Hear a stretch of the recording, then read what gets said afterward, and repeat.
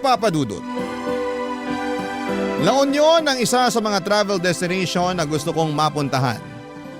At nabisita ko ang lugar na yon noong 2019. Hindi ko makakalimutan ang experience kong yon sa La Union dahil yon ang unang pagkakataon na nakaramdam ako ng kababalaghan. Tawagin niyo na lamang po ako sa pangalang Aldred. Nagtatrabaho ako bilang computer technician sa isang ospital sa Makati. Matagal ko na talagang gustong puntahan ang La Union. Pero dahil sa busy na schedule namin sa trabaho ay natagalan bago ko ito nabisita. Kaya naman noong nasakto ang undas sa long weekend ay ginamit na namin ang opportunity na yon para magbakasyon sa LU. Kasama ang kaibigan kong si Jim ay plinano namin ang long weekend trip namin sa San Juan, La Union. Ako ang natoka sa paghahanap ng transient house na tutuluyan namin samantalang si Jim naman ang gumawa ng itinerary. Mula sa Facebook ay may nakita akong transient house na sikat at aesthetic tignan. Agad ako nag-book ng 2-bedroom para sa aming dalawa, Papa Dudut. Sa kabilang banda ay naghanap naman si Jim ng mga sikat na kainan, pasyalan at bar na pwede naming puntahan sa 3 araw ng pananatili namin doon. Matapos makumpleto ang pagpaplano ay agad kaming nagpunta sa pinapangarap kong lugar matapos kaming mag-file ng leave sa aming mga trabaho.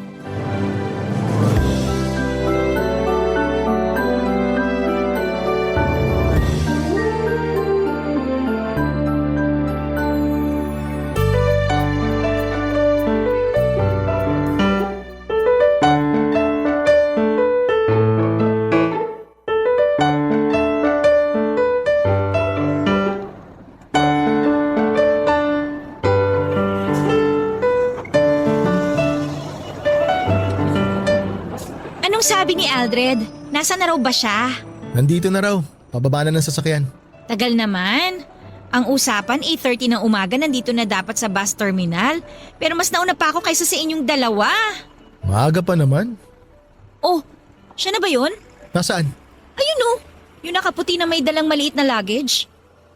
Oo, siya nga. Aldred! Andito kami!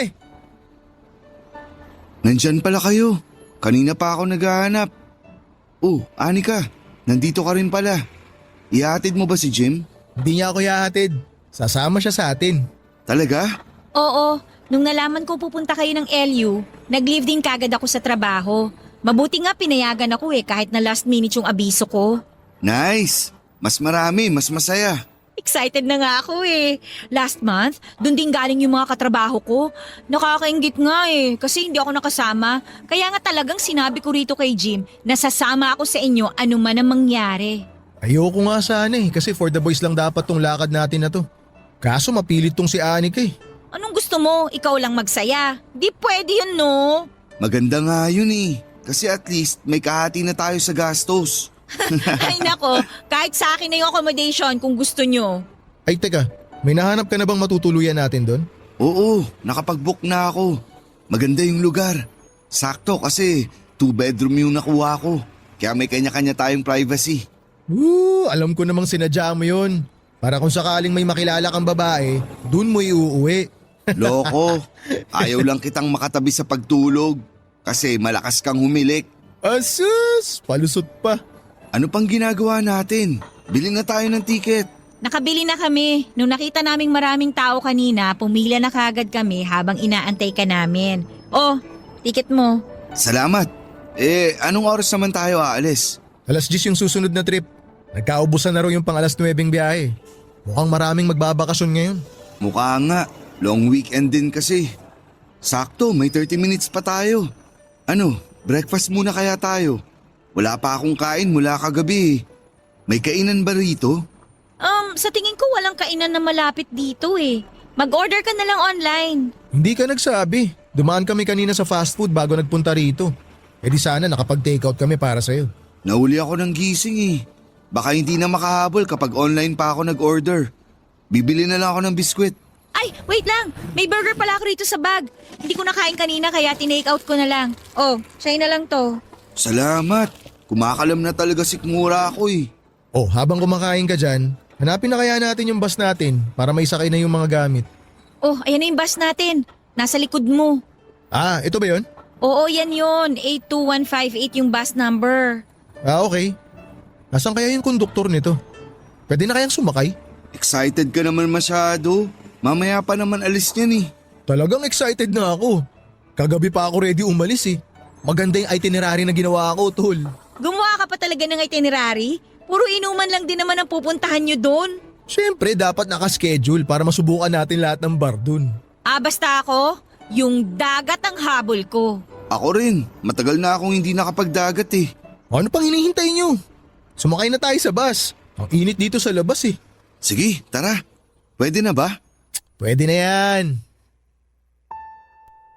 Pagkababa namin sa bus terminal ng La Union ay agad kaming sumakay ng jeep papunta ng San Juan.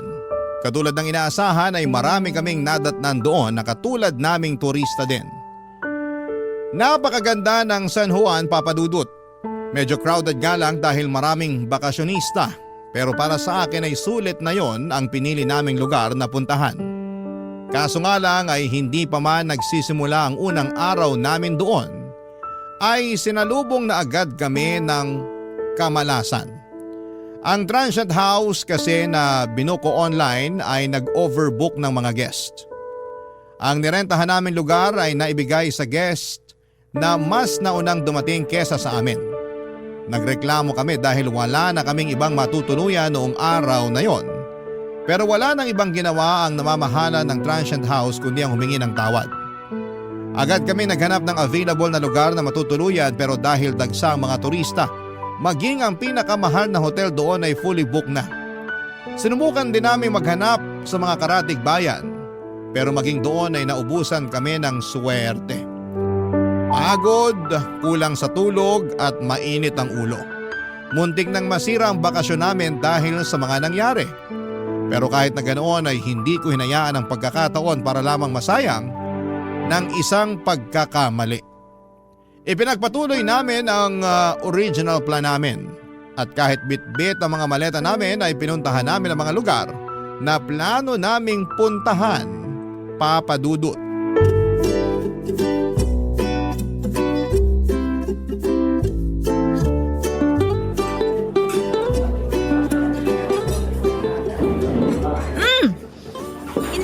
Ha? Medyo mahal pero masarap tong kape nila dito ha. Isa to sa mga resto na talagang dinadayo dito sa La Union. Nagbasa ako ng mga comments sa pagkain nila rito. Marami ang good reviews sa page nila. Hindi siya matamis pero hindi rin naman masyadong mapait. Sakto lang yung lasa. Nako, sure ako. Magugustuhan to ng mga coffee lover. May isa pa dito na masarap din ang kape. Check ko mamaya sa listahan ko. Uy, Aldred, ang tahimik mo naman dyan. Nagche-check ako ng matutuluyan. Baka may available na. Dapat pala dinala ko na lang yung sasakyan ko para kahit papaano pwede tayo matulog doon kung sakali. Ay, kasalanan to nung may-ari ng transient house eh. Bakit kasi nag-overbook sila ng customer? Nakakainis nga eh. Pasensya na talaga ah. Ako pa naman ang nakatoka sa accommodation. Hindi mo naman kasalanan eh. Pero kung ako lang ang masusunod, maglalatag na ako run sa lobby. Bahala na maabala yung may-ari. Nakakatawa yun. Sana nga ganun na lang ang ginawa natin. Diba? Kasalanan naman yun ng may-ari eh. Di magdusa sila. Ma'am, sir, order niyo po. Smoked bangus, stuffed squid, garlic butter soup po, tsaka 3 rice. Order complete po? Opo, kumpleto na. Thank you po, kuya. Welcome po. Kung may order pa po kayo, tawagin niyo lang ako. Salamat po. Bango! Enjoy your meal po. Kuya, sandali lang. Yes, sir? Baka naman may iba ka pang alam na hotel dito or transient house na pwedeng mag-walk-in. Yung bino kasi naming transient, hindi pala na-reserve. Wala tuloy kaming matutuluyan ngayon. Dito po sa tapat, sir, may paupahan dyan. Na-check niyo na po ba? Nalibot na namin yung buong lugar dito eh. Punuan na talaga. Ah, ganun po. Nagbabaka sakali lang ako na baka may alam ka pang nakatago dyan na available. Kahit boarding house na kung meron. May alam po ako pero medyo malayo siya rito. Ayun, may alam daw si kuya. Okay lang tol kahit malayo. Ang mahalaga may matutulugan tayo ngayong gabi. Isang sakay lang naman po ng jeep tapos tricycle. Tabing dagat din po pero malayo siya rito sa mga kainan. Medyo paliblib na yung lugar. Basta may maayos na CR, okay na ako doon. Gusto ko na nga rin talagang maligo eh. May kontak ka ba nung may-ari para matawagan na namin? Baka kasi maunahan na naman kami. Huwag po kayo mag-alala. Ako po yung caretaker doon. Bakante pa yung lugar.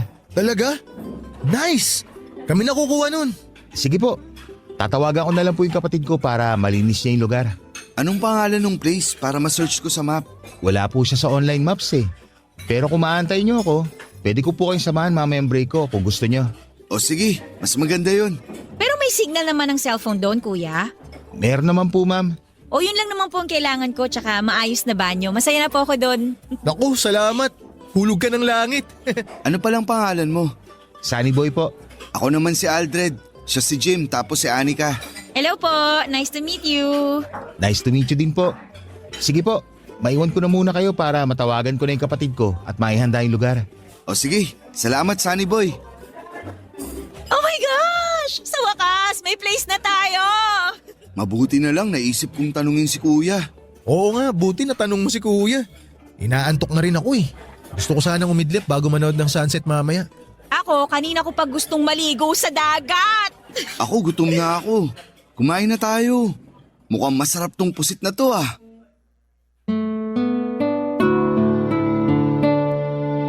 Papadudod, sinamahan kami ni Sunny Boy sa transient house na tinutukoy nito sa kalagitnaan ng kanyang break. Medyo looban nga ang lugar at malayo sa kabihasnan. Pero kahit na ganoon ay wala na kaming karapatang magreklamo dahil yun na lang talaga ang choice namin para may matuluyan kami noong araw na yon. Pagkarating namin sa transient house ay medyo hindi ko inaasahan ang itsura nito. Para itong old house na naisip nilang gawing paupahan. Hindi mo aakalain na transient ito dahil parang matagal na panahon nang walang nakatira doon.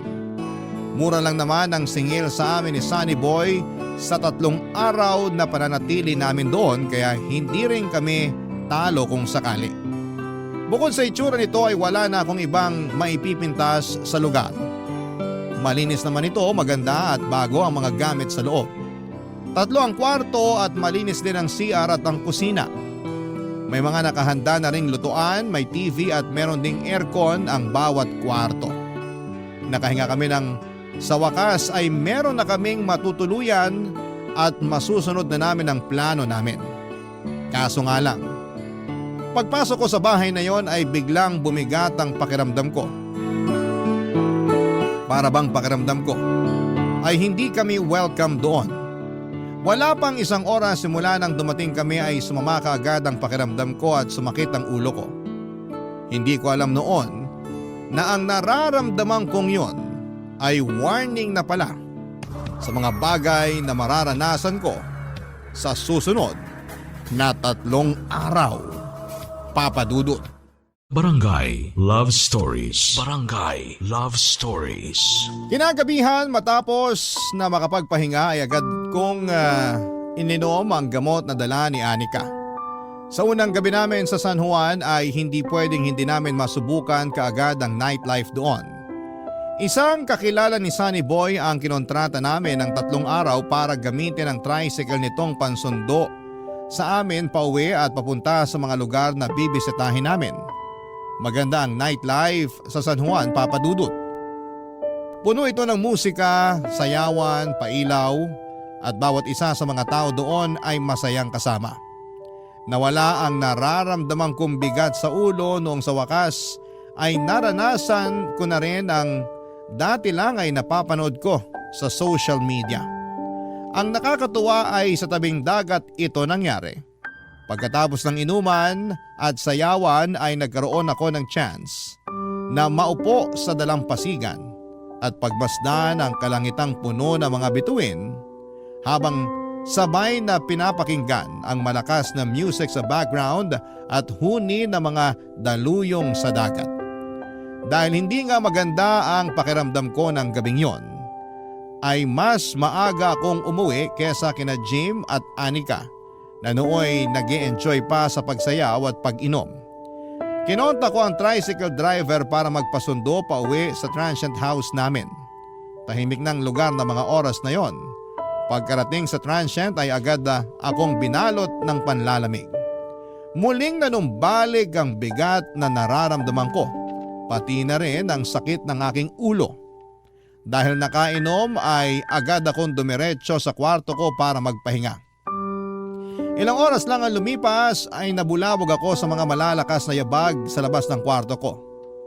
Naisip ko na baka sina Jim at Anika lamang yon na kakauwi lang galing sa gimikan, kaya hindi ko ito pinansin. Maya-maya ay malakas na sunod-sunod na katok ang narinig ko mula sa labas ng pinto ng kwarto. Agad akong bumangon para buksan ito, Papa Dudut, pero sinalubong ako ng katahimikan. Lumabas ako para kumuha ng maiinom sa kusina at saka nagpunta sa kwarto nila Jim at Anika para sana humingi ulit ng gamot. Pero nung tingnan ko ang kwarto nila ay walang tao doon. Mag-isa lamang pala ako sa transient house ng mga oras na yon. At kung kanino galing ang mga yabag at katok na narinig ko ay hindi ko na alam, Papa Dudut.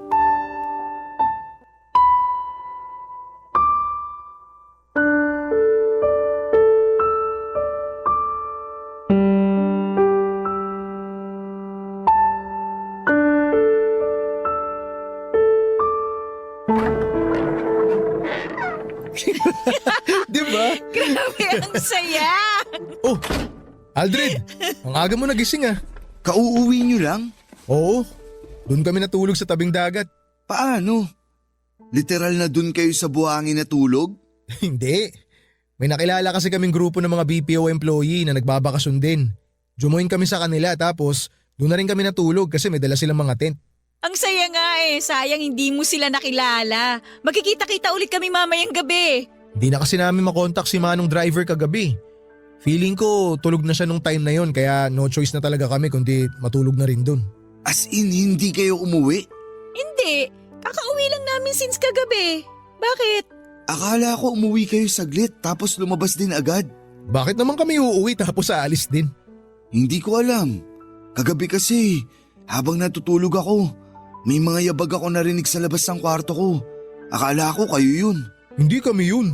Uy, Aldred, huwag mo akong tinatakot ng ganyan. Baka naman si Sunny Boy lang yun. Ano namang gagawin ni Sunny Boy dito ng ganung oras? Aba malay ko. Tapos eto pa, may kumatok din sa kwarto ko. Malakas na katok na para bang nagmamadali. Tapos nung bumangon ako, wala namang tao. Sinek ko yung kwarto nyo. Wala din kayo. Kaya akala ko umuwi kayo tapos umalis din. My gosh, bigla akong tinayuan ng balahibo. Uy, wag ka naman nananakot dyan. Seryoso ako. Alam ko kung ano yung narinig ko. Baka naman nananaginip ka lang. Hindi na nga ako nakatulog simula nun eh. Nagluto na lang ako ng maaga tsaka inantay ko kayo na makauwi. Baka naman si Sunny Boy nga yun. Baka chinecheck lang niya tayo. Oo nga. Di ba dyan lang siya nakatira sa malapit? Hindi naman siguro yun mambubulabog ng ganung oras. Tsaka may trabaho yun sa umaga. Kaya sure akong maaga yun natutulog. Lasing ka lang kaya kung ano-ano naririnig mo. Kumain na nga tayo. Ano ba yung niluto mo? Niluto ko na lang yung dala kong instant noodles. Tsaka yung greenosity nating itlog. Halina kayo, kumain na kayo. Mauna na kayong kumain. Maliligo muna ako. Baho ko na eh. Sige, maligo ka na muna. Ipagtatabi na lang kita. Maupo ka na dyan, Jim. Tol, so ano namang ginawa mo rito kagabi? Nag-uwi ka ng babae, no? Natulog nga lang ako kagabi. Masama pakiramdam ko eh. Tsaka lasing na rin ako kaya wala na akong oras mambabae. Sus! Ako lang naman kausap mo kaya aminin mo na. May kasama kang babae kaya yun yung mga ingay na narinig mo kagabi. Hindi mo lang maalala kasi lasing na lasing ka na. Kahit itanong mo pa kay kuya na naghatid sa akin, wala akong dinalang babae rito. Anong kahit itanong sa kanya, siya nga yung nagkwento sa akin nun. Ano? Sinabi niyang may kasama akong babae kagabi? Oo! Nakwento niya sa akin kanina habang nasa biyahe kami ni Anika pa uwi dito. Sabi niya nung ibinaba ka raw niya, may babaeng nag-aantay sa may pinto. Gagi! Wala nga akong kasama kagabi. Mag-isa lang ako rito. Tol, kinuwento niya lang yung nakita niya. Huwag ka na kasing magsinungaling. Eh, ako rin naman eh. Kung hindi ko lang kasama si Anika, mag-uuwi talaga ako ng babae rito. Wala talaga, tol. Mag-isa lang akong umuwi kagabi. O sige na, mag-isa ka na kung mag-isa ka.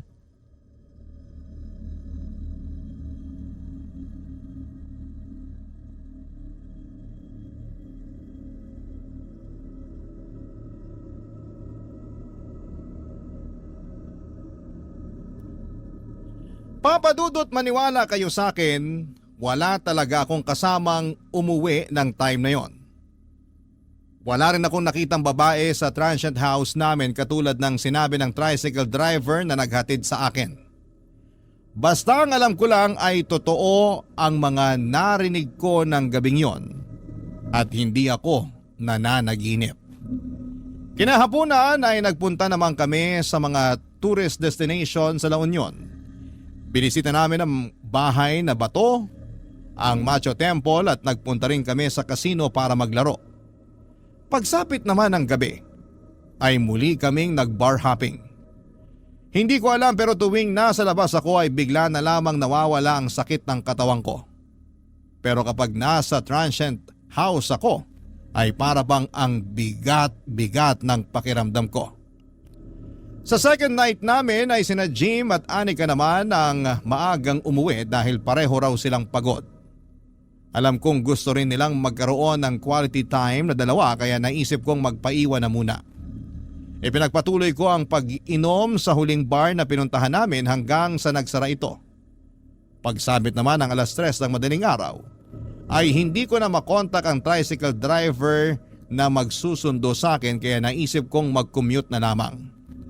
Sumakay ako ng jeep at pagkababa sa lugar ng transient namin ay nilakad ko na lamang ito papadudot dahil wala akong maantay na tricycle na pwedeng sakyan. Walang masyadong ilaw sa daanan papunta sa transient namin. Habang pauwi, pakiramdam ko noon ay may kasama akong naglalakad. Kung hindi lang ako lasing noon ay baka kumaripas na ako ng takbo papunta sa bahay. Pagkarating sa transient ay may nadatnan akong tao sa may sala. Patay ang ilaw. Pero kahit madilim ay alam kong si Anika yon dahil nakasuot ito ng puting dress na mahaba. Tumambay na muna ako sa sala. Umupo sa upuan sa harapan niya. Saka ko ikinuwento na naglakad lamang ako pauwi papadudot. Pero hindi niya ako sinasagot. Saglit ako nag-scroll online para mag-Facebook habang nagpapahinga at noong napansin kong hindi umiimik yung kasama ko ay nabaling ang tingin ko sa kanya. Doon ko lamang napagtanto na hindi si Anika ang kasama ko. Isa itong matanda na straight ang pagkakaupo at diretsyong nakatingin sa akin. Lubog ang walang kulay nitong mga mata. Kulubot ang mukha niya at mahaba ang kanyang buhok. Napakaripas ako ng takbo at agad na nagpunta sa kwarto nila Jim para humingi ng tulong.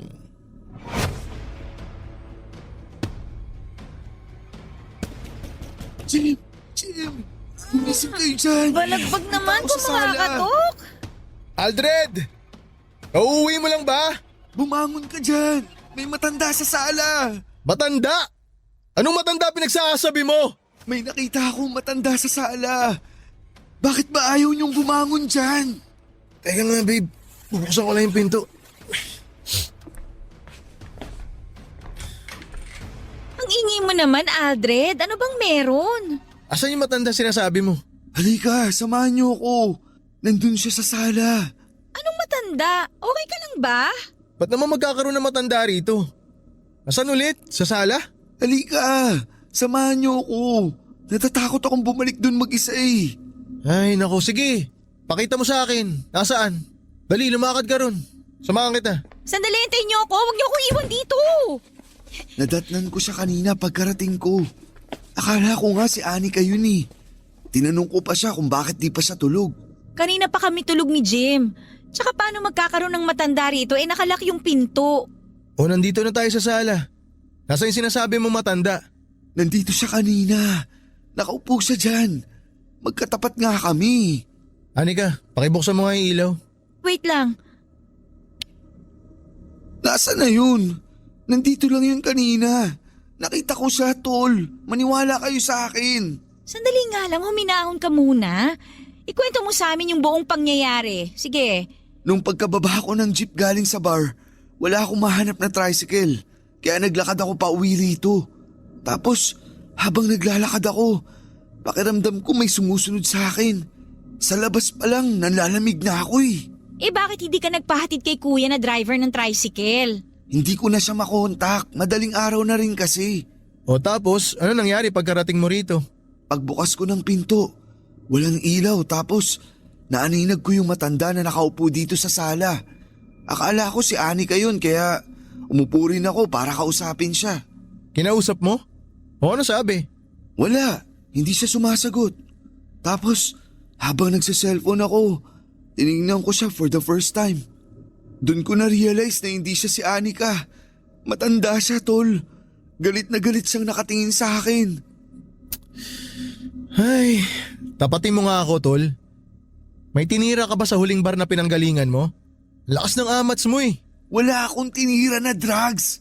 Hindi ako nagsisinungaling. Maniwala kayo. Totoo yung nakita ko. Sige na. Tama na yan.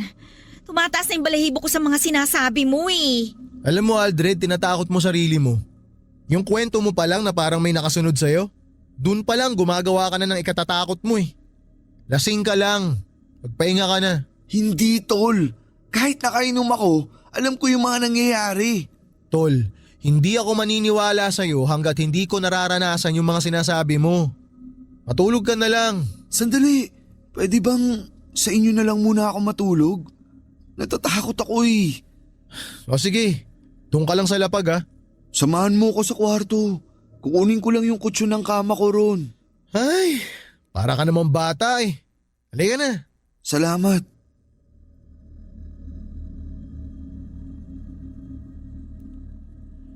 Papadudot kahit nakainom, pagod at kahit kasama ang mga kaibigan ay hindi pa rin ako nakatulog ng gabing yon. Kapag nakapikit ako ay palaging pumapasok ang itsura ng matanda sa isipan ko. Para bang anytime ay bigla na lamang siyang magpapakita sa akin.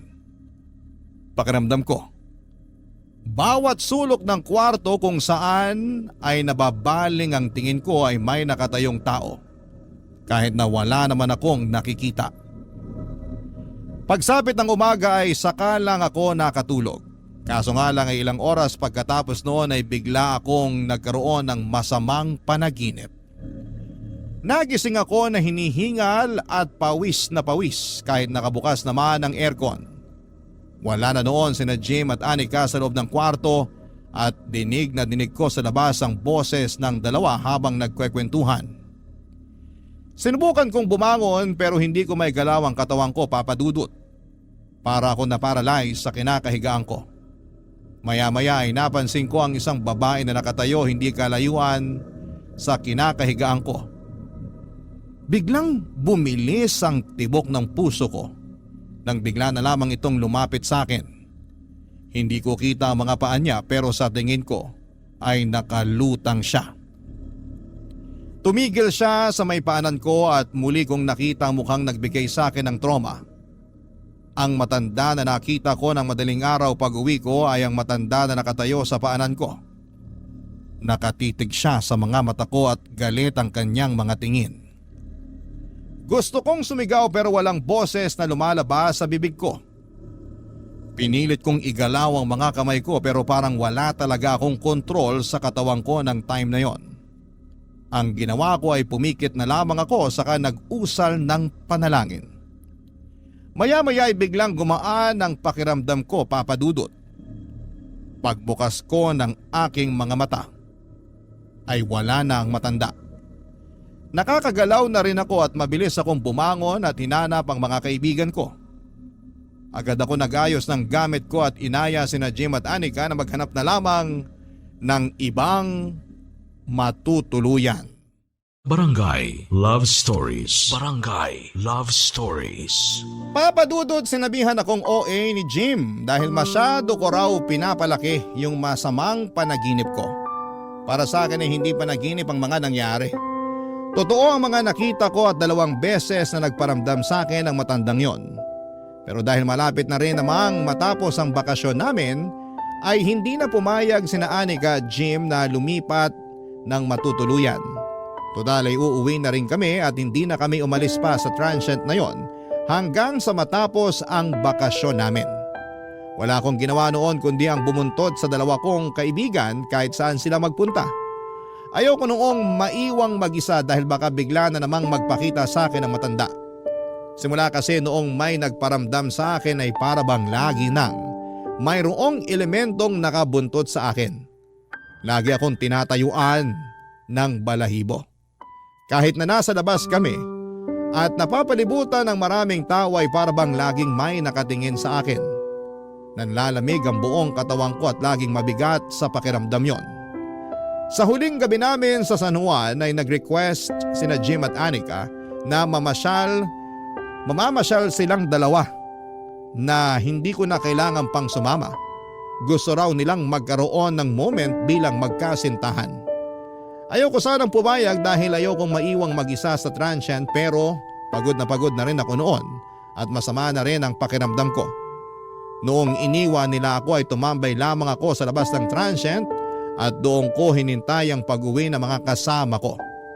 Doon ay nadatnang ko si Sunny Boy na magtitirik sana ng kandila sa harap ng transient, Papa Dudut.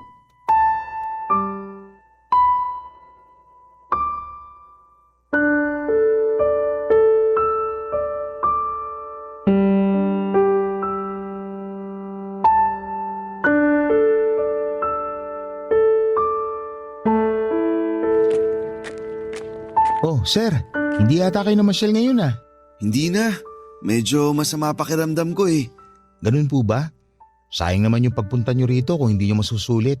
Nasulit ko naman na kahit paano. Marami kaming pinuntahan kaya siguro napagod na rin tong katawan ko. Nasaan po pala yung mga kasama nyo? Hindi ba 3 kayo? Lumabas silang 2. Nag-date bago kami bumalik sa Manila bukas. Ang tagal nga nila eh. Kanina ko pa sila hinihintay. Magdidilim na, wala pa sila. Baka pauwi na rin po siguro yung mga yon. Sir, pwede bang pausog kayo ng konti ng pwesto? Magtitirik sana ako ng kandila dyan sa inuupuan nyo eh. Ganun ba? Teka, tatayo na ako. Salamat po. Bakit ka magtitirik ng kandila dyan? Nakalimutan ko kasi magsindi ng kandila ng undas. Kaya ngayon ko na lang gagawin. Para saan naman yan? Nakasanayan na kasi namin dito na magtirik ng kandila sa labas ng bahay pagkatapos bumisita sa sementeryo. Kanina lang ako nakabisita doon kaya ngayon lang din ako magsisindi ng kandila. Talaga? May ganun pala? Akala ko kasi sa sementeryo lang ipinagtitirik ng kandila yung mga namayapa na. Sa pagkakaalam ko po, may mga nagsisindi ng kandila sa labas ng bahay nila kasi naniniwala sila na tuwing undas, dumadalaw daw yung mga yumao sa dati nilang tahanan.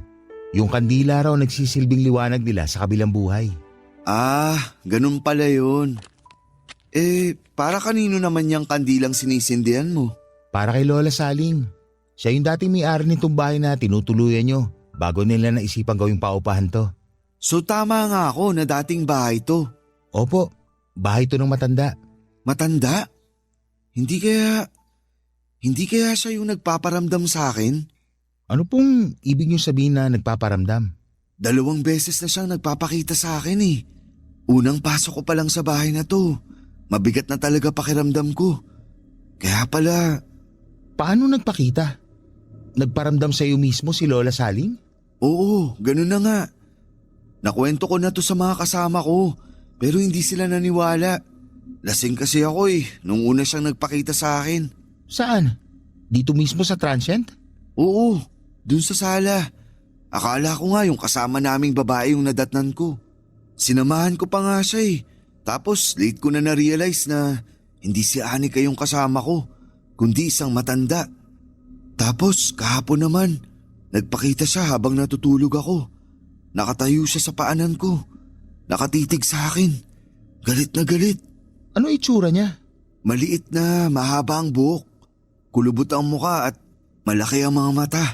Mukhang totoo nga yata yung mga sinasabi nila na nagmumulto nga rito si Lola Saling. Ibig mong sabihin, hindi lang ako ang nakaranas nun? Dati na talaga nila sinasabi na may multo sa bahay na to. May isang tanod noon ang nakapansin na may babaeng nakatayo dito sa tapat ng transient. Dito mismo sa kinatatayuan natin. Tapos nung nakaraang taon, may reklamo din yung mga tumuloy dito na marami daw silang naririnig na kalabog sa kalagitnaan ng gabi. Bigla tuloy akong kinilabutan. So, totoo nga yung mga nakita ko? Hindi ko lang guni-guni yun, tulad nung sinasabi sa akin ng mga kasama ko. Hindi ko alam kasi hindi ko pa naman naranasan yung mga nakukwento sa akin. Pero hindi ikaw ang una na nagsabi sa akin yan, na nagpaparamdam nga si Lola Saling sa bahay na to. Pakiramdam ko nga, parang nandito siya ngayon eh. Pero mabait naman si Lola Saling. Noong nabubuhay pa siya, isa ako sa mga tinulungan niya para makapag-aral. Kahit na, hindi na dapat siya nandito kasi matagal na siyang patay.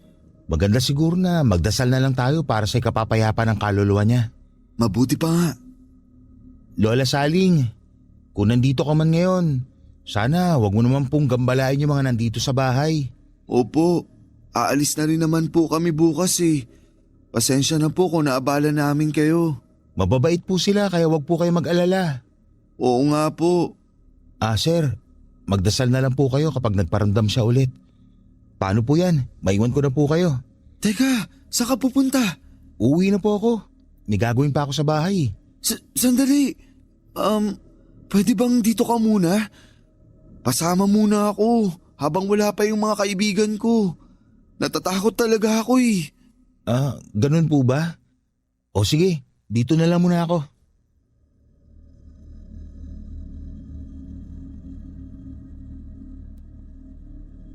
Habang wala pa sina Jim at Anika ay sinamahan ako ni Sunny Boy sa transient house. Doon ay naikwento niya sa akin ang naging buhay ni Lola Saling nung nabubuhay pa siya. Kilala na pala na haunted ang transient na tinuluyan namin kaya walang masyadong umuupa doon na tao. Hindi nagpapaniwala si Sunny Boy sa mga multo dahil hindi pa raw niya ito nararanasan. Pero kahit na ganoon ay hindi niya pinagdudahan ang mga kwento ko sa kanya. Simula nung namatay si Lola Saling ay si Sunny Boy na raw ang naging caretaker ng bahay. Malayong kamag-anak si Sunny Boy, si Lola Saling. Ang mga anak nito na may kanya-kanya ng buhay ay naisipang ibenta na lamang ang bahay at lupa noong namatay ito dahil wala naman ang titira doon.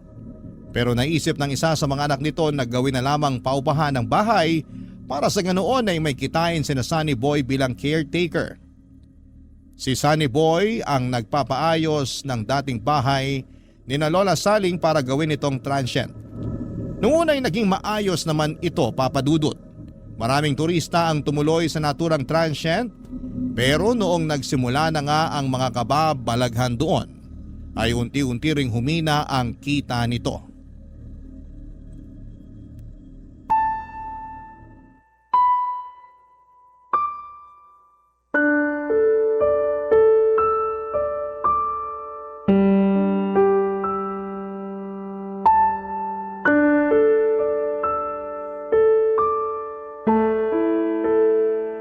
Dating teacher si Lola Saling kaya medyo may pagkamasungit siya, saka istrikta.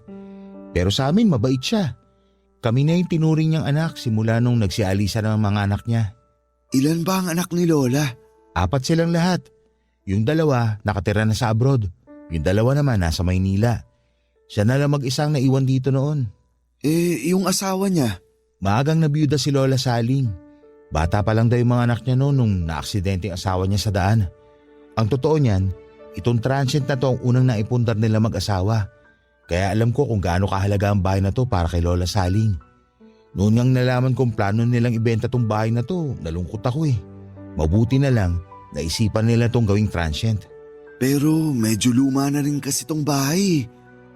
Nasabi mo 'di ba na wala nang masyadong umuupa rito? Oo, medyo matumal nga. Malayo din kasi ito sa sentro eh. Minsan, yung mga nagiging customer namin yung mga wala na talagang matuluyan katulad ninyo. Pero sa tingin mo, bakit naman kaya nagpaparamdam si Lola Saling sa mga tao? Hindi kaya may gusto siyang ipaiwatig? Hindi ko alam. Hindi rin naman kasi siya nagpaparamdam sa akin eh. Ni anong klaseng kababalagan, wala akong naramdaman sa pamamahay na to. Baka naman ayaw niyang gawing paupahan tong bahay niya. Sabi mo, mahalaga tong bahay na to para sa kanya eh. Baka ayaw niyang may ibang tao siyang nakikita rito. Naisip ko na rin yan. Noong nabubuhay nga siya, galit na galit siya sa mga turista eh. Bakit naman? Kasi nung araw, dyan sa may bukana ng barangay namin, dyan sa may pasukan, may nagtayo ng inuman. Parang bar? Oo. Sumisikip na kasi noon yung nightlife dito sa San Juan. Kaya isa-isa nagsulputan yung mga bar. Dahil sa bar na naipatayo malapit dito, dumami ang mga tao, ang mga turista. Galit na galit noon si Lola Saling. Bakit naman siya nagalit? Paano naman kasi matutulog yung matanda kung gabi-gabi siyang binubulabog ng ingay ng mga taong dumadaan galing sa galaan? Nasira daw yung katahimikan ng lugar dahil sa mga mahilig uminom na walang ibang ginawa kundi ang magkalat at magwala. Sa bagay, may punto nga rin naman siya. May pagkakataon nga noon na may nag-aaway dito mismo sa harap ng bahay niya. Ang ginawa niya, kumuha siya ng isang palangganan ng tubig saka ibinuhos sa nag-aaway. Paano naman siya namatay? Siguro dahil na rin sa katandaan. Dadatnan na lang namin siyang walang buhay dito sa sala ng bahay niya. Nakaupo sa rocking chair, hindi na gumagalaw, hindi na humihinga. Hindi niyo na siya itinakbo sa ospital? Hindi na, diniretso na namin sa punerarya. Kaya hindi na rin namin nalaman kung anong rason ng pagkamatay niya. Ngayon alam ko na kung bakit siya sa sala nagpakita. Doon pala siya namatay. Tapos yung kwarto na sinasabi mo kung saan ka binangungot, yun yung kwarto niya nung nabubuhay pa siya. Grabe, tumatayo balahibo ko. Kaya nga sabi ko, Walang kuryente? Brown out? mukhang wala nga. Sandali, may extra kandila akong naiwan sa labas. Kukunin ko lang. Sandali, tol. Huwag mo akong iwan dito. Diyan lang naman oh. Teka, ano yun? Nakikita mo ba yun? Ang alin? Doon sa may bintana, sa tabi ng pinto. Parang may nakasilip na matanda. Sir, huwag niyo naman po akong takutin. Hindi kita tinatakot. Tingnan mo kasi. Tao yun, di ba? Nakatingin siya sa atin. Sir, sige ha. Mauna na po ako sa inyo. Baka hinahanap na po ako sa amin. Sandali! Huwag mo ko iwan dito.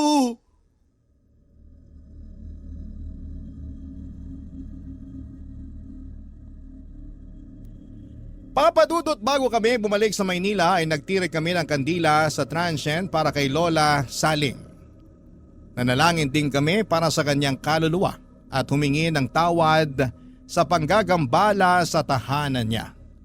Pagkatapos noon ay nagpaalam na kami kay Sunny Boy na noon ay nagsimula na ring matakot sa naturang bahay matapos makaramdam ng kababalaghan. Sobrang lala ng trauma na sinapit ko ng mga panahong yon, sa puntong halos 2 buwan din akong natutulog na bukas ang ilaw.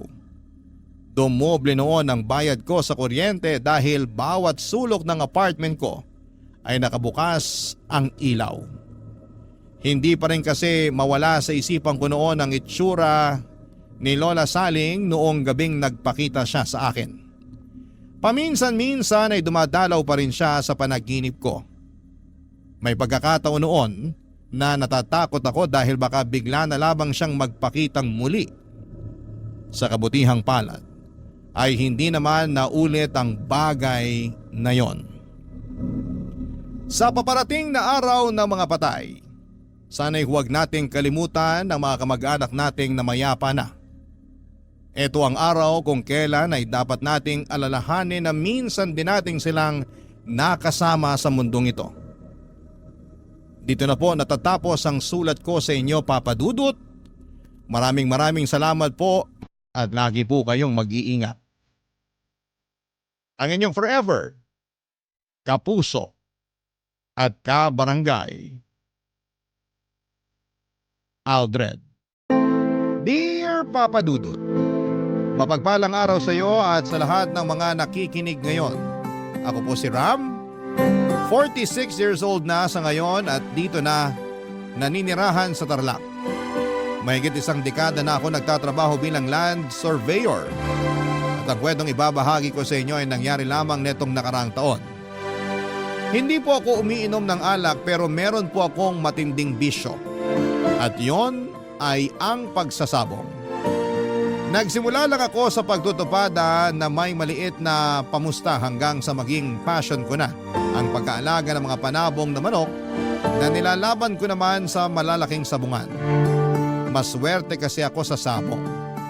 Noong sunod-sunod ng naging panalo ko ay nagawa ko ng makabili ng pangarap kong sasakyan at nakabili na rin ako ng lupang ginawa kong manukan.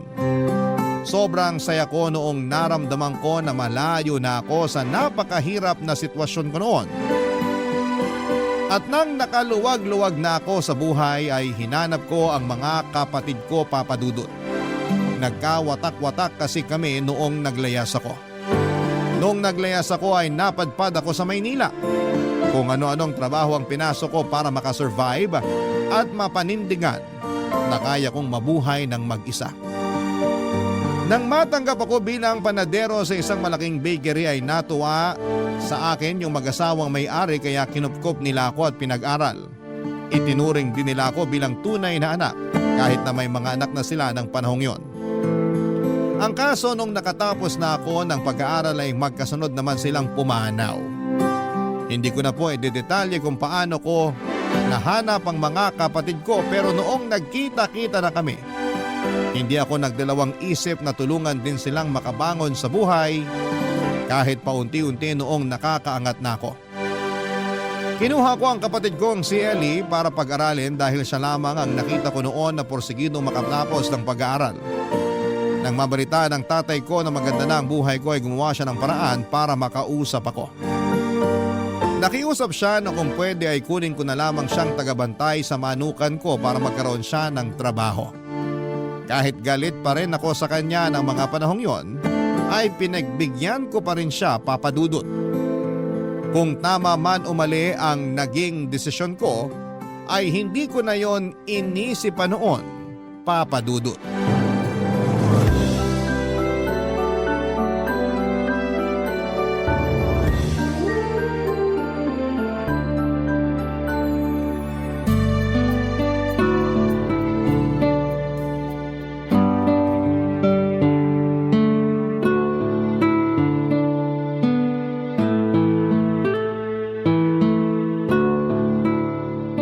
Kuya, sigurado ka ba na patitirahin mo si tatay dito sa bahay mo? Hinaan mo yung boses mo, baka marinig ka. Huwag kang mag-alala, hindi rin yan magtatagal dito. Paano mo naman nasabi, kuya? Kilalang kilala ko na siya. Wala siyang tiyaga sa trabaho kaya di rin magtatagal at uuwi na siya ng probinsya. Ilang beses na niyang ginawa yun dati. Saan ba siya nagtrabaho dati? Doon sa factory ni tita ng ube. Nagpakitang gilas lang nung una tapos umalis na. Nawalan na ng gana magtrabaho. Kaya pala pumayag ka na magtrabaho siya rito kahit na alam kong hindi pa kayo nagkakaayos. Ginusto niya yan eh. Kung tatagal siya, edi mabuti. Kung hindi ko nakasalanan yon. Simple lang naman gagawin niya. Hindi naman mabigat na gawain yung pagpapakain ng manok ah. Kung wala nga lang akong biglaang lakad, ako na rin yung gagawa para hindi na ako magbayad ng tao. Loko ka, kuya. Simple nga magpakain ng manok pero yung mga manok mo naman 100 piraso. Ang tatapang pa. Hayaan mo na. Kapag tumagal siya, baka sakaling magbago isip ko. Pwede naman akong kumuha ng ibang mag-aalaga ng mga manok kung makikita ko lang na kaya niyang patunayan yung sinabi niya magpapakatino siya rito. Ah, nga pala. Bahala ka na sa lulutuing ulam mamayang tanghali ah. Ako na lang magluluto ng para sa hapunan. Sige, kuya. Lapitan ko lang muna si tatay. May ibibilin ako bago umalis. O, yung puso mo ha. Kalma lang. Oo na, alam ko naman.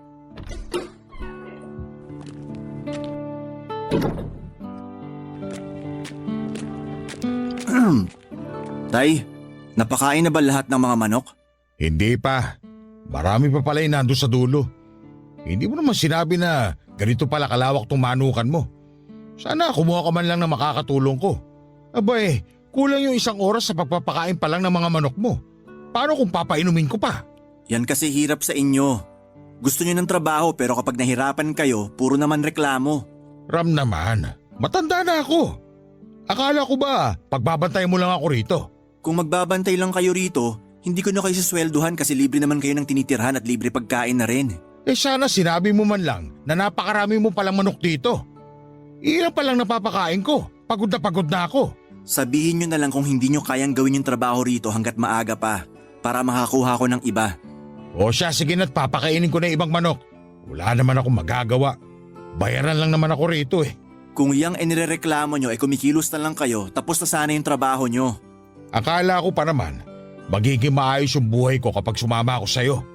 Aalilain mo lang naman pala ako rito. Anong aalilain? Babayaran ko naman yung pagkatrabaho nyo. Tsaka sino bang nagpumilit na pumunta rito? Hindi ba't kayo rin naman? Gusto nyo yata aabotan na lang kayo ng pera eh. Baka pagsalita ka parang napakataas mo na. Tandaan mo, walang anak na magiging matagumpay kung hindi dahil sa magulang. Asikasuhin nyo na lang yung mga manok para wala tayong problema. May lakad ako ngayon. May pagkain naman sa bahay, luto na yon. Kung di nyo gusto yung ulam, magluto na lang kayo. Tay, ayoko ng kalokohan ha. Hindi pwede alak dito kaya kung gusto nyong uminom, huwag na kayo magtrabaho sa manukan ko. Sus! Oo na! Lumakad ka na kung aalis ka. Papa Dudut, kinakausap ko naman noon si tatay pero hindi ko pa rin siya lubusang napapatawad sa pagtakwil niya noon sa akin. Dahil lamang sa gusto kong makatapos ng pag-aaral. Pero hindi ko rin naman pwedeng itanggi na may malaking parte siya sa pagkatao ko. Pero kung tungkol sa kung ano ang naabot ko sa loob ng maraming taon, ang usapan ay wala siyang parte doon. Sariling sikap ko ang lahat. Pero mas minabuti kong hindi na lamang siya patulan sa salitang binitawan niya para hindi na lumalapa yung hindi namin pagkakaunawaan. Papadudot batid ko na madalas na nai-invalidate yung pakiramdam ng mga anak na may galit sa magulang. Pero sa kaso namin ng tatay ko ay masasabi kong hindi mababaw ang dahilan ng galit ko sa kanya. Hindi ko na lamang po idedetalye, masyado po kasing komplikado. Pero mas lalo pang nadagdagan ang galit ko sa kanya nung inatake ako sa puso na muntik nang tumapos sa buhay ko. Akala ko talaga noon ay mawawala na ako nang sabihin ng doktor na 10% na lamang ang chance na makasurvive ako sa isasagawang surgery sa akin. Kaya bago ko ipasok sa operating room ay ibiniling ko kay Ellie na kontakin si tatay para ipaalam ang kalagayan ko noon. Pero sa halip na mag-alala sa akin si tatay ay sinabi niya lamang noon na sana raw ay matuluyan na lamang ako at wala na siyang pakialam kung ano man ang mangyari sa akin. Sakalang iyon sinabi ni Ellie sa akin noong tapos na akong maoperahan at mabuti na ang kalagayan ko. Nang makarecover ako ay nagkaroon naman ako noon ng bagong karelasyon na si Mary Ann. Mas matanda siya ng 1 taon sa akin.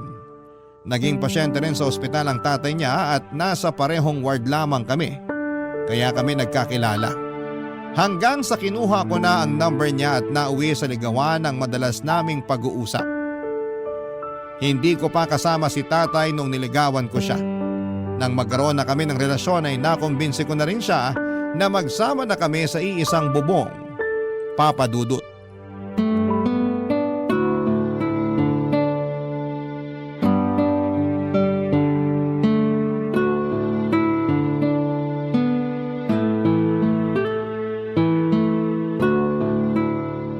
Ang ganda mo naman, ate. Buti sinama ka na ni Kuya rito. Kala ko hindi ka na ipapakilala sa akin eh. Kwento lang kasi nakakarating sa akin. Naku, matagal na akong kinukumbinsi ng kuya mo na dito na tumira. Nabanggit niya nga na nauna lang daw ng ilang linggo yung tatay niyo. Nasan nga pala siya? Nandun sa kubo sa may manukan. Tambayan niya yon tuwing tanghali. Ilang taon ka na nga pala, ate? Sure ako hindi kayo magkaedad ni Kuya. Hindi talaga. Pero sa tingin mo, ilang taon na ako? Feeling ko nasa mid-30s ka na. Tama ba? Ikaw talaga, masyado mo naman akong pinapabata. 46 na ako. Wow, talaga? Grabe ha, hindi halata. Te, anong sabon mo? Regular soap lang, ano ka ba? Kayang-kaya namang ma-achieve yung ganito basta malinis sa katawan at hindi palaging nagpupuyat. Ayun lang, puyatera kasi ako eh.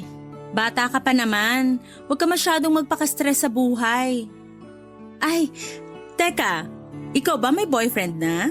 Wala pa. Talaga? Hindi ka pa nagkaka-boyfriend kahit isang beses?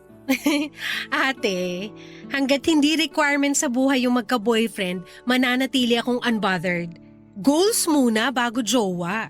Ayos yan. Kaya pala tuwang-tuwa sa'yo kuya mo eh. Good girl ka naman pala. Half-half. Minsan kasi, hindi rin kami nagkakasundo ni kuya. May time na napagdadabugan ko siya o kaya hindi kinakausap. Kapag mainit ulo niya, damay lahat, lalo na pag natalo siya sa sabong. Ay, grabe. Pero kahit ganun siya minsan, mas lamang pa rin yung pagiging mabait niya. Agree naman ako dyan. Lagi ka nga niya kinukwento sa akin eh. Pinagmamalaki ka kaya ng kuya mo. Kaso nga lang daw, ikaw rin yung nagmana ng ikli ng pasensya niya. Pareho daw kayong mainitin ng ulo. Si kuya talaga oh. Nilaglag na pala ako sa'yo. Ay, ate, baka nagugutom ka na. Upo ka na muna. Maghahanda lang ako ng pagkain. Ikaw ba nagluto? Hindi ate, si kuya talaga nagluluto ng pagkain namin kasi maraming bawal sa kanya. Assistant niya lang ako sa kusina. Buti hindi mo iniiwan kuya mo kahit pwede ka na mag-asawa dyan sa edad mo. Hanggat walang mabigat na dahilan para iwanan ko siya, dito lang ako. Alam mo naman yun si kuya? Feeling strong lagi kahit kailangan naman talaga niya ng kasama. Pero ngayon nandito ka na, makakatakas na ako paminsan-minsan. Aba, mukhang close na kayong dalawa. Pinag-uusapan niyo ba ako? Wala lang kaming alak dito kuya, pero kanina ka pa namin ginagawang pulutan. Ay, kayo talaga. Ano mahal? Ayos ka lang ba rito? Hindi na ba magbabago yung desisyon mong dito na rin tumira sa bahay ko? Hindi na, mahal. Okay na okay ako rito. Lalo na andito naman si Ellie. May makakakwentuhan ako kapag wala ka. Si Ellie makakakwentuhan mo? Nako, good luck sa'yo mahal. Bihira lang dumaldal yan. Biruin mo, kaming dalawa na nga lang yung magkasama dito noon pero bihira pa kami magkausap sa sobrang tahimik niyan. Kung may nagpapakita lang sanang multo dito, sila na lang kinausap ko. Huwag ka maniwala ate, sinacharot ka lang ni kuya. Hay nako, nagbardagulan pa kayong magkapatid. Ang mabuti pa kumain na tayo. Sa susunod, ako naman yung magluluto para sa inyo.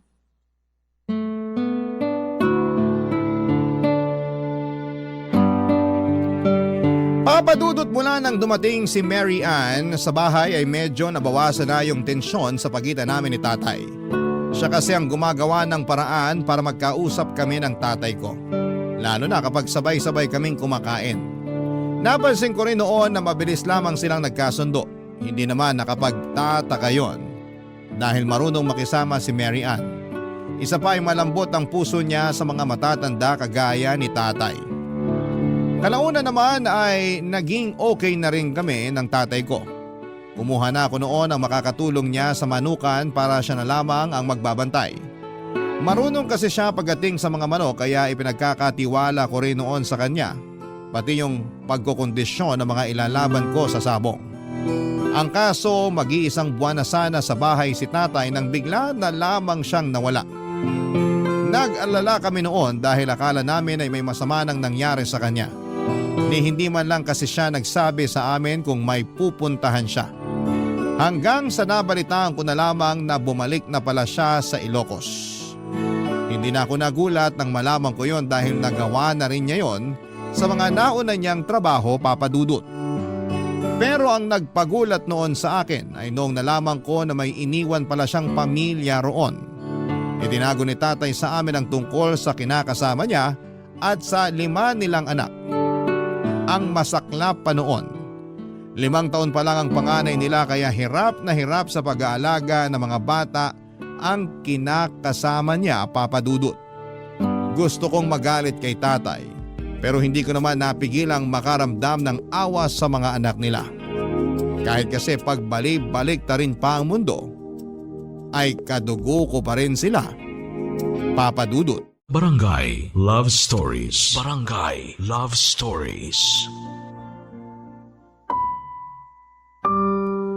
Papadudot, nagpadala ako ng pera noon para sa mga kapatid ko sa ama. Ipinadaan ko yon sa kapatid ko na naroon lamang din sa Ilocos. Ang problema, noong hindi na ako nakapagbibigay ay nagdemand na ng pera si tatay.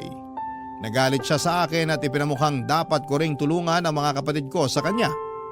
Pero imbis na magbigay ay huminto na ako sa pagpapadala ng pera para matuto silang dumiskarte kung paano bubuhayin ang pamilya nila. Aminin ko na inilihim ko kay Mary Ann ang tungkol doon. Ayaw ko kasing madamay pa siya sa problemang dinadala ko noon. Kaya naman minabuti kong hindi na lamang sabihin sa kanya ang tungkol sa pamilya ni tatay. Ilang buwan lang mula nang huminto ako sa pagtulong sa kanila ay nabalitaan ko naman na isa sila sa mga nasalanta ng bagyo. At gaya ng inaasahan ko ay muling humingi ng tulong sa akin ang tatay ko. Umuwi ako ng Ilocos para makita ang sitwasyon nila, Papa Dudut. Inalok ko sila na doon na muna tumira sa bahay ko pero ayaw pumayag ng kinakasama ni tatay. Kaya ang ginawa ko noon ay hinanapan ko na lamang sila ng pansamantalang matutuluyan habang nasa proseso pa ang application nila para sa pabahay. Si tatay naman ay sinadya kong isama ulit sa Tarlac para bumalik sa pagtulong sa akin sa Manukan. Kumuha na ako noon ang makakatulong niya para hindi siya mabigatan sa gawain. Buwanan ko siyang sineswelduhan para may maipadala siya sa pamilya niya. Mahigpit ang usapan namin na hindi siya pwedeng basta-basta na lamang umuwi. Pero ang hindi niya alam ay ginawa ko talaga yon para mailayo siya ng pansamantala at hindi na madagdagan pa ang anak nila, Papa Dudut.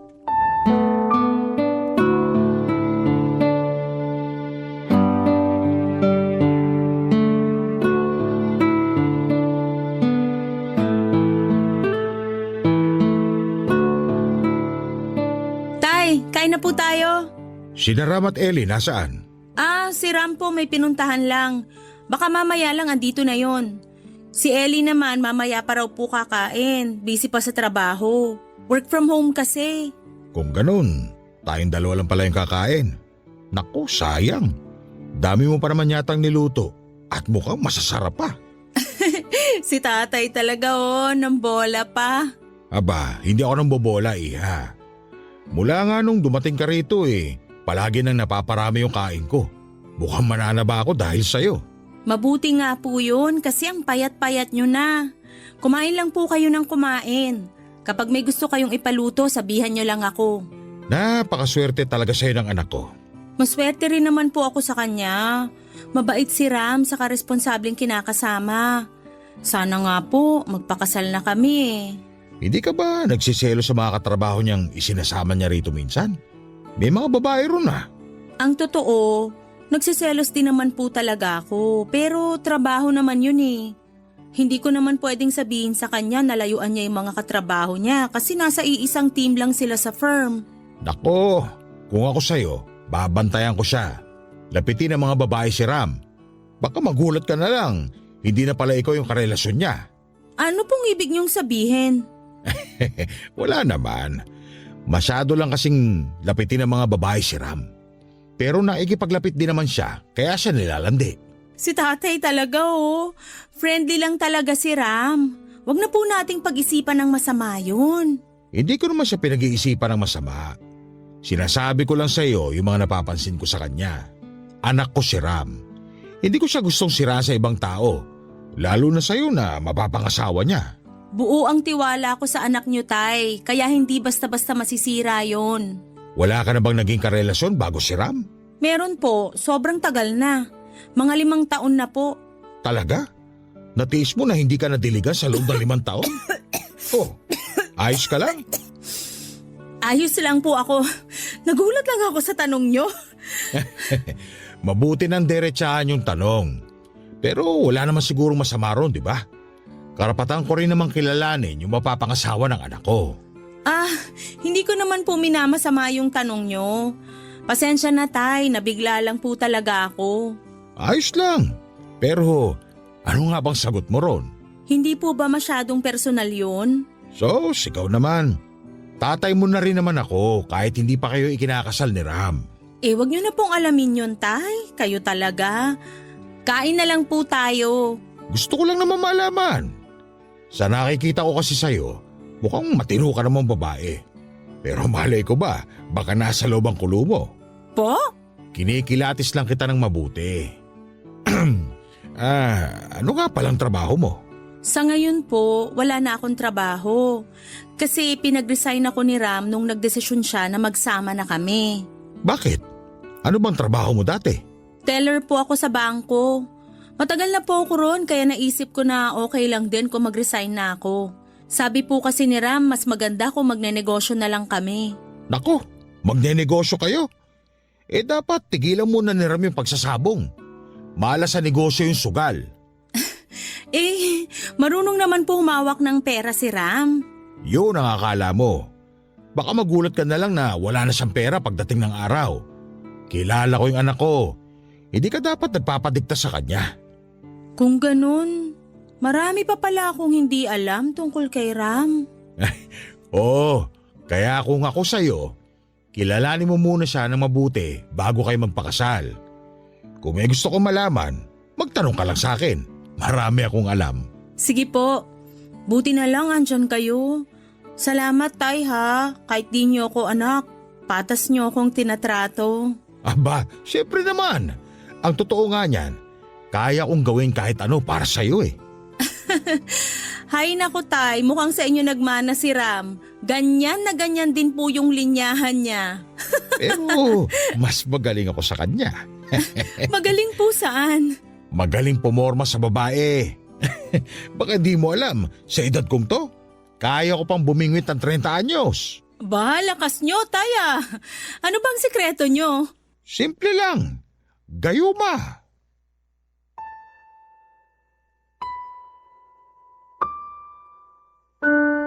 Papadudot, kararating ko lamang noong araw na yon pero hindi ako natuloy sa pagpasok sa bahay dahil narinig kong nag-uusap sina Tatay at Mary Ann. Hindi ko nagustuhan ang mga narinig ko. Kilala ko ang tatay ko lalo na kung paano siya pumorma sa isang babae. Ayoko mang pag-isipan ng masama ang pakikipaglapit niya kay Mary Ann ay hindi ko mapigilan ang sarili ko. Noong buhay pa kasi si nanay, ako mismo ang nakahuli kay tatay na may kasamang ibang babae na hinahalik-halikan niya habang naglalakad sila sa tabing kalsada. At hindi yon ang unang beses na nang babae siya dahil mga kapitbahay na mismo namin ang nagsusumbong kay nanay.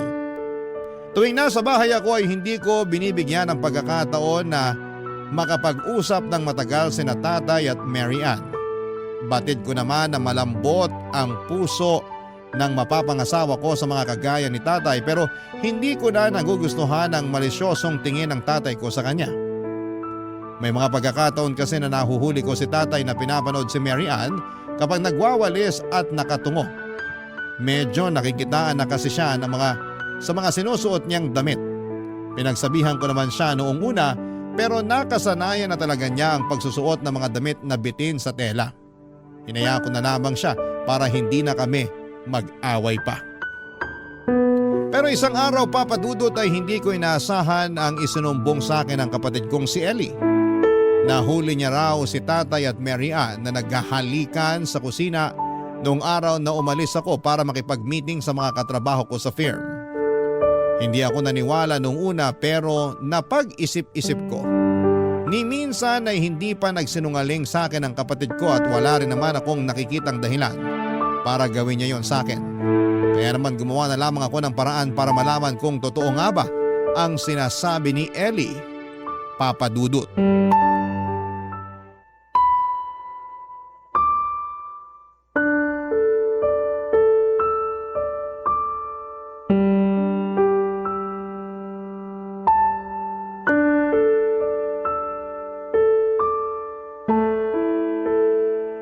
O ano, iniwan ka na naman ni Ram. May lakad daw siya. Mga lakad na ayaw kang isama. Hindi ka pa ba nagdududa?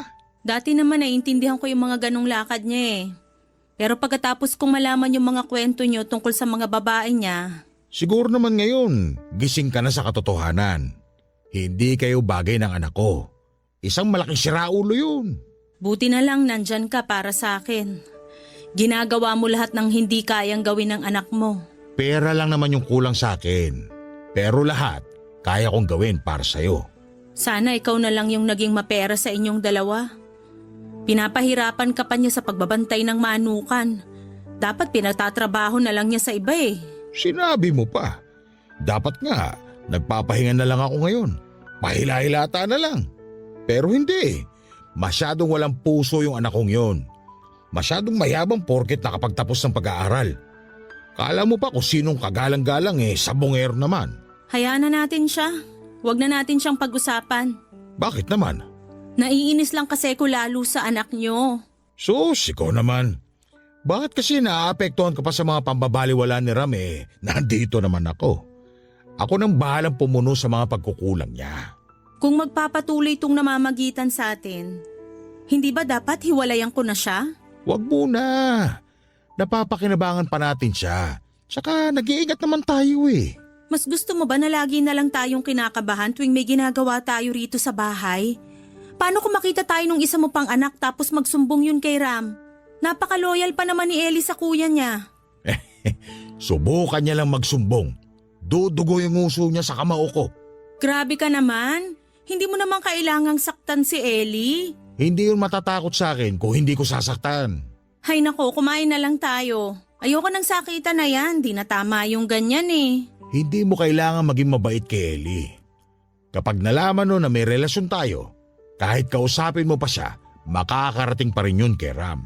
Sa bagay, may punto ka. Sige, ikaw nang bahala kay Ellie. Basta labas ako sa gagawin mo sa kanya, ha? Oo naman. Hindi kita itadamay. Basta tandaan mo, kapag pwede na tayo magsama, wala na sila magiging lugar sa buhay natin. Kailan pa ba kasi mangyayari yun? Naiinip na ako. Konting tiis na lang. Sa ngayon, magpagamit ka na lang muna kay Ram para makumbinsi siya na mahal mo pa rin siya. O sige. Yan! Ganyan yung gusto ko. Sunod agad. Nga pala, kapag aalis si Ram at matatagalan sa pagbalik, sabihan mo ko kagad. Miss ko nang makipaglabing-labing sa'yo. Ikaw talaga, masyado kang mahilig. Pero sige, sasabihan kita agad. Kunwari ka pa. Ikaw rin naman. Kaya nga bagay tayo, hindi ba? Dami mong sinasabi. Kumain na lang kaya tayo. O sige. Nga pala, pwede ba akong magpamasahe mamayang gabi? Ha? Nandito na nun si Ram. Hintayin mo siyang makatulog. Tapos pumunta ka rin sa kubo mamaya. Sige, gagawa ko ng paraan mamaya para makatulog agad si Ram. Kung pwede nga lang sana, doon ka na rin matulog Alam mo namang hindi pa pwede. Baka mamaya mapatay tayo ni Ram kapag nahuli niya tayong magkasama. Di mas galingan pa natin sa pagtatago. Papadudot yun ang usapang narinig ng kapatid kong si Ellie. Pagkatapos noon ay nahuli pa niyang naghahalikan sina Tatay at Mary Ann. Iniisip ko pa lang na may namamagitan sa kanilang dalawa ay halos masuka na ako sa pandidiri sa kanila. Pero higit sa lahat ay galit ang nararamdaman ko para sa kanilang dalawa, Papadudot.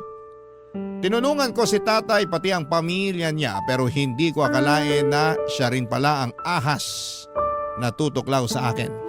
At si Mary Ann, akala ko pa naman noon ay matino siyang babae pero madali rin naman palang makuha ng iba. Masakit yon para sa akin, Papadudot. Dahil habang magkarelasyon kami ni Mary Ann, minsan ay hindi ako nagkaroon ng ibang babae. Kahit na malapit ang tukso ay hindi pa rin ako bumibigay dahil iniisip ko na ikakasal na kami. Sa totoo nga lang pwedeng-pwede na ako maghanap ng ibang babae at palitan na lamang siya ng kaya pang magkaanak. Pero hindi ko ginawa yon kasi mahal ko si Mary Ann. Pero hindi ko akalain na sa ganong edad namin ay magagawa pa rin niya na magloko, Papadudot.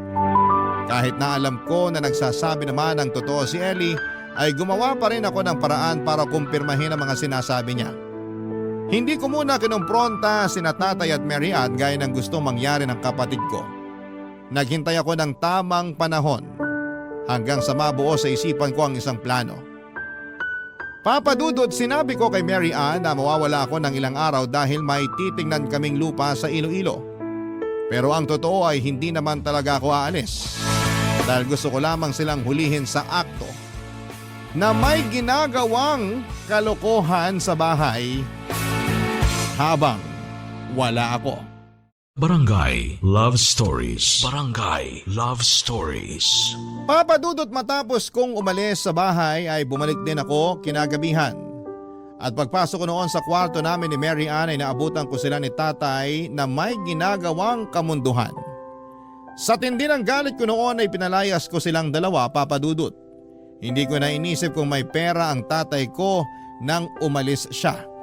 Hindi ko kasi akalain na magagawa nila yon sa akin at doon pa sila mismo gagawa ng kalokohan sa kwarto namin ng babaeng sana'y mapapangasawa ko na. Papa Dudut, sinubukan namang humingi ng tawad ni Mary Ann pero hindi ko na siya pinagbigyan. Malinaw ang ginawa niyang panloloko sa akin at hindi ko yon kayang palampasin. Isa pa ay dinahilan niya noon na ginagayuma lamang siya ng tatay ko kaya nagkaroon sila ng relasyon. At noong alam ko nang may namamagitan sa kanila, saka lamang daw siya bumalik sa huwisyo. Siyempre Papa Dudut, hindi ko pinaniwalaan ang dahilan niya dahil para sa akin ay isang malaking kalokohang ginagayuma siya ng tatay ko. Ginusto niya na may mangyari sa kanila at mas lalong ginusto niya na magkaroon ng relasyon sa isang taong para na rin niyang ama. Ilang buwan mula nang palayasin ko si tatay ay nakarating naman sa akin ang isang masamang balita.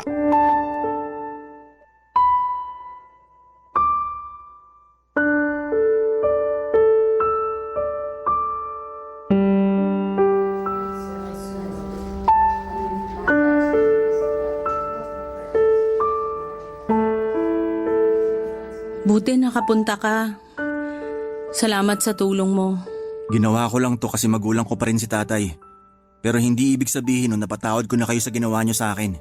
Maniwala ka, hindi ko naman talaga mahal yung tatay mo. Nadala lang ako sa pinapakita niyang malasakit sa akin. At anong tingin mo sa ginagawa ko sa'yo?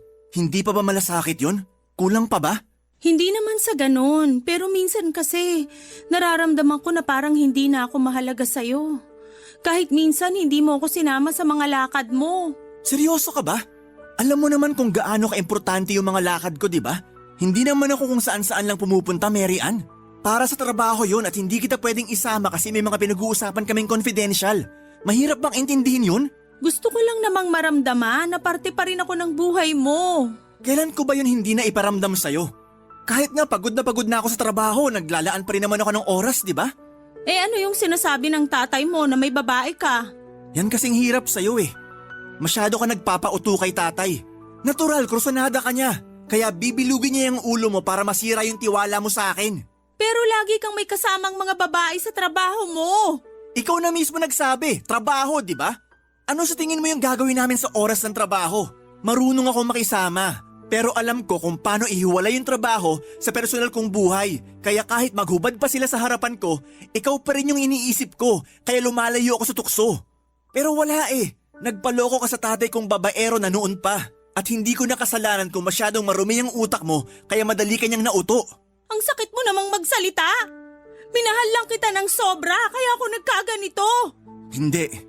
Hindi ka nagmahal ng sobra. Sadyang naghahanap ka ng iba kasi hindi ka makontento sa akin. Hindi ka pa nakahintay. Ikakasal na tayo, di ba? Mas magaan pa nga sana to sa akin kung sa ibang tao na lang eh. Pero tatay ko pa. Tatay ko pa, Mary Ann. Alam ko kung anong ginawa ko. Kung hindi na tayo magkakaayos, edi wag na tayo mag-usap. Masasaktan lang tayo sa mga maririnig natin. Bakit? Ayaw mo bang marinig mula sa akin kung gaano kakaruming babae? Tatay ko pinatulan mo. Ano bang nakita mo sa kanya? Wala. Paanong wala? Nagkarelasyon nga kayo.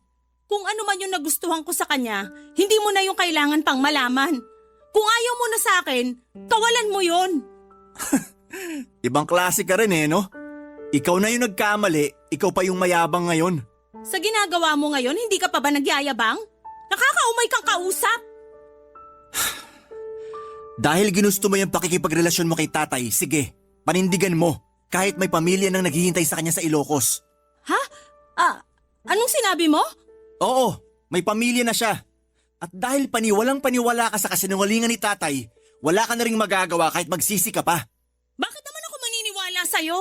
Alam kong gumaganti ka lang kaya mo sinasabi yan. Kung ayaw mong maniwala, siya na mismo yung tanungin mo. Tutal siya naman yung mas pinaniniwalaan mo, di ba? Kaya sige, bahala ka na. Tingnan ko lang kung hindi ka magsisi kapag ikaw na mismo yung makakaalam kung sino sa amin yung nagsasabi ng totoo. Papa Dudut, kahit itanggi ni Mary Ann ay alam kong nasaktan siya sa mga nalaman niya. Ayaw niya lang ipahalata ang totoong reaksyon niya sa takot na mapahiya sa harapan ko. Kalaunan nga ay nalaman na rin niya na may pamilya na si tatay na naghihintay sa Ilocos. Matapos yun ay nakipaghiwalay na si Mary Ann at bumalik na lamang ito sa poder ng mga magulang niya at nagpa siyang maghanap ng bagong trabaho para makabawi sa kanila. Sobra kong nadismaya sa kanya dahil naloko siya ni tatay ng ganon katindi. Kung hindi lang yun nangyari, kasal na sana kami at masaya pa rin nagsasama. Aaminin kong may nararamdaman pa rin ako para kay Mary Ann ang panahon na yon, pero hindi na yon sapat para makipagbalikan pa ako sa kanya. Sa kabila ng galit ko ay nagawa ko pa rin tulungan si tatay hanggang sa makalabas na siya ng ospital. Hindi ko naman siya kayang pabayaan na lamang dahil wala rin namang kakayahan ng mga kapatid niya na tulungan siya. Sinagot ko ang lahat ng gastos at inihatid ko na rin siya sa pamilya niya sa Ilocos. Pero nilinaw ko na hanggang doon na lamang ang kaya kong gawin para sa kanya bilang anak. Sa susunod na may mangyari sa kanya o sa pamilya niya ay hindi nila ako maaasahan pa, Papa Dudut.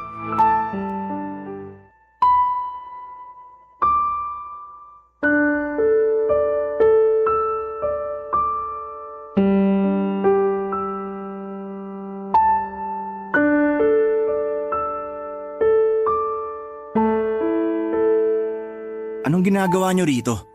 Anak, baka pwedeng dito na ulit ako magtrabaho. Wala na kasing mapasukan doon sa atin. Hindi ko na problema yon. Natulungan ko na kayo. Hindi pa ba sapat yon? Magugutom yung mga kapatid mo. Kaya mo ba silang tiisin? Gusto ko lang kayo tulungan noon. Pero bakit parang bigla ko na lang silang naging responsibilidad ngayon? Sino bang may gustong magparami ng anak? Alam niyo naman na matandaan na kayo pero puro sakit sa ulo pa yung ginagawa niyo. Kapag nagka-problema naman, lahat na lang akin. Laging, Ram, tulungan mo naman kami. Nakakasawa rin, Tay. Alam kong galit ka lang ngayon dahil sa naging relasyon namin ni Mary Ann. Nakalipas na yun. Baka naman pwede mo nang patawarin ng tatay. Akala nyo ba ganun lang yun kadali? Sige na naman anak. Kahit para na lang sa pagiging ama ko sa'yo. Pagiging ama? Pagiging ama ba? Yung nakisalo ka rin sa mapapangasawa ko? Ang baboy nyo! Alam ko namang mali yung nagawa namin kaya ka nagagalit ng ganyan. Pero matanda na ako. Hindi ko alam kung hanggang kailan pa ako rito sa mundo. Huwag na natin sayangin yung panahon para sa galit. Mauubos ka lang anak. At sa tingin nyo hindi pa ako naubos sa ginawa nyo? Wala na, Tay. Wala na akong natitirang awa para sa inyo. Kaya kung ipipilit nyong tulungan ko pa kayo, ngayon pa lang, sinasabi ko nang wala na kayong aasahan sa akin. O sige. Kung hindi mo kayang patawarin ngayon, kahit bigyan mo na lang ako ng trabaho. Kahit ako na lang yung gumawa ng lahat ng gawain sa manukan mo, hindi na ako magrereklamo. Hindi na ho. May nakuha na akong taga-alaga sa mga manok ko. Hindi ko na kayo kailangan dito. Anong ibig mo sabihin? Pauwi mo na lang ako sa Ilocos sa ganitong kalagayan? Nawala man lang akong kapera-pera? Sino ho bang may gusto na pumunta kayo rito? Hindi ko naman kayo pinilit, di ba? Hindi mo nga ako pinilit. Pero konting konsiderasyon naman. Tatay mo pa rin ako. Wala akong tatay na kasing baboy nyo. Kaya kung ayaw nyong magkagulo pa tayo rito, umalis na lang kayo. Oh, Tay, anong ginagawa niyo rito? Ano pa? E di nang hihingi na naman ng tulong. Trabaho naman yung hinihiling ko ah. Hindi ho ba kayo nakakaintindi? Tay, umalis na lang kayo. Baka mamaya sumama pa yung pakiramdam ni Kuya dahil sa inyo. Aya sige, magkampihan kayo magkapatid. Tutal, pareho naman kayong mayabang. Makala mo kung sino. Alam ko naman po na wala kayong magandang sasabihin sa akin. Pero yung ginagawa nyo kay Kuya Ram, sobra na kayo eh. Sa dami ng naitulong sa inyo ni Kuya, nagawa nyo pa siyang traidorin? Hindi ko kailangan ng panunumbat mo. Sino ka ba para pakinggan ko? Wag na kayong babalik dito. Hindi na kayo katanggap-tanggap kahit bilang bisita ko na lang. Diyan na nga kayo. Wala naman pala akong mapapala rito. Buisit!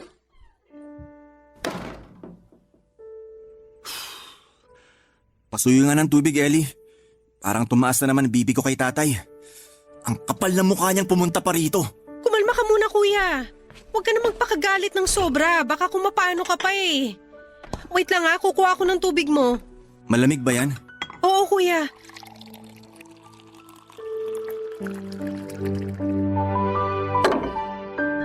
Oh, okay na ba to? Kapag kulang pa, kukuha na lang ako ulit. Ayos na to. Salamat. Nga pala, Kuya. Tumawag si Ate Mary Ann sa akin kahapon. Kinukumusta ka? Huwag ka na makipag-usap, Ron. Baka gamitin ka pa para makipag-ayos ulit sa akin. Pagod na ako sa mga kagaya niya. Pasensya ka na kuya.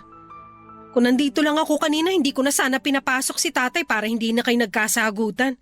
Hayaan mo na yon. Basta ayoko na siyang makita. Mula sa araw na to, hindi ko na siya kinikilala bilang ama.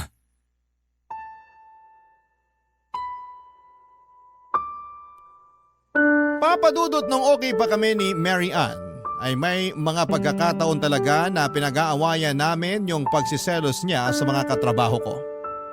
Hinahanap niya ang mga ito sa Facebook at ini-stalk para malaman kung palagi ko silang kinikita.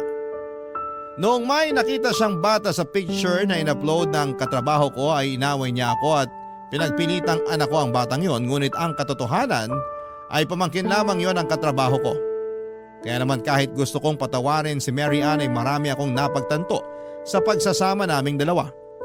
Hindi magiging maganda ang samahan namin sa pagiging selosa at mapaghiganti niya sa isang bagay na hindi ko naman ginagawa. Tungkol naman kay tatay ay nadala lamang ako ng galit sa sinabi kong hindi ko na siya tinuturing na ama.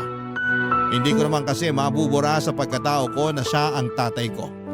Pero kung tungkol sa pagpapatawad ang usapan ay hindi ko alam kung kailangan kong kakayaning patawarin si tatay o kung dapat ko pa bang gawin yon para sa kanya.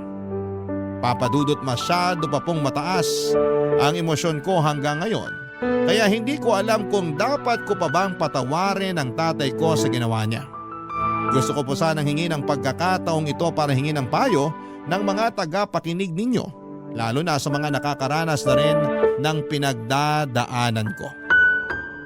Hanggang dito na lamang po ang aking kwento at maraming salamat po Papa Dudut at sa lahat ng bumubuo ng Barangay LS. The best po kayong lahat. Ang inyong forever kapuso at ka-barangay, Ram.